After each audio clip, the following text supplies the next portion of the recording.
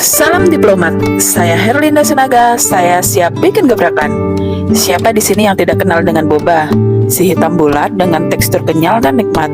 Tapi, tahukah Anda jika dibalik nikmatnya boba saat ini memiliki kelemahan yang akan mengancam kesehatan bila dikonsumsi secara berlebihan, seperti gangguan pencernaan hingga resiko terkena obesitas. Karena boba saat ini terbuat dari tepung tapioka yang mana akan sulit dicerna oleh usus hingga menyebabkan gangguan pencernaan. Selain itu, banyak juga ditemukan kasus produsen tepung tapioka yang seringkali menambahkan zat berbahaya seperti pemutih atau klorin ke dalam produknya. Bila zat ini masuk ke dalam tubuh secara terus-menerus, maka akan menyebabkan risiko gangguan kesehatan lebih serius seperti kanker. Belum lagi, boba ini seringkali dikonsumsi bersama dengan minuman manis yang dapat menyebabkan obesitas dan risiko diabetes.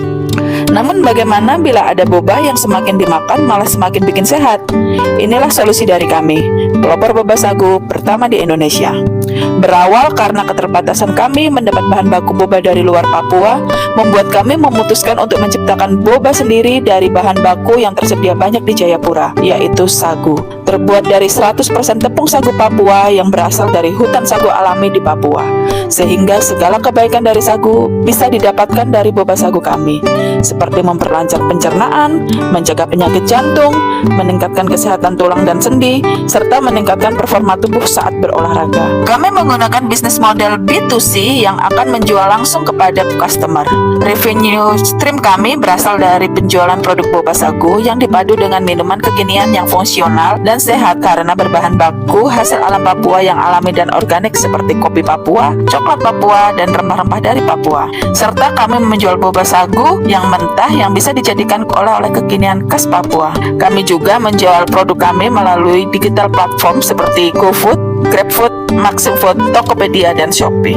Menurut katadata.com, market size minuman kekinian dan boba sebesar 54 triliun rupiah pada tahun 2021.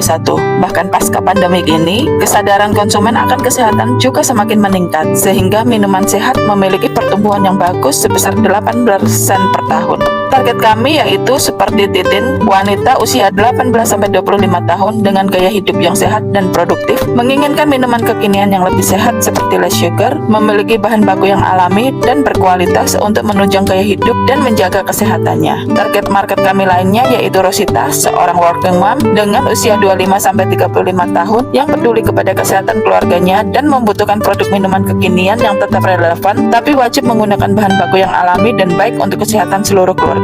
Marketing plan kami yaitu fokus untuk mengenalkan boba sagu dan minuman kekinian yang sehat kepada mereka yang menginginkan tetap relevan namun tetap bisa menjaga kesehatannya. Kami akan menyampaikan hal ini melalui semua aset digital kami. Dalam menentukan HPP, kami telah menentukan 3 komponen utama dalam produk kami, yaitu 1. Bahan baku dan packaging, 2. Tenaga kerja di dapur produksi, 3. Biaya overhead di dapur produksi seperti gas, listrik, air, dan biaya penunjang produksi lainnya. Dalam menyusun proyeksi keuangan, kami menggunakan laporan keuangan tahun sebelumnya sebagai acuan dan ditunjang dengan data pertumbuhan market size minuman kekinian dan minuman kesehatan, serta target omset yang ingin dicapai. Kami membutuhkan investasi dana sebesar 300 juta rupiah yang akan kami gunakan untuk R&D produk dan market fit, mengurus perizinan yang dibutuhkan, memperkuat jaringan distribusi, dan berekspansi guna menembus pasar yang lebih luas lagi. Investasi tersebut akan berdampak peningkatan penjualan sebesar 54% dari bisnis kami. Target kami dalam 3 tahun ini, kami ingin Come and Drink menguasai market share sebesar 1%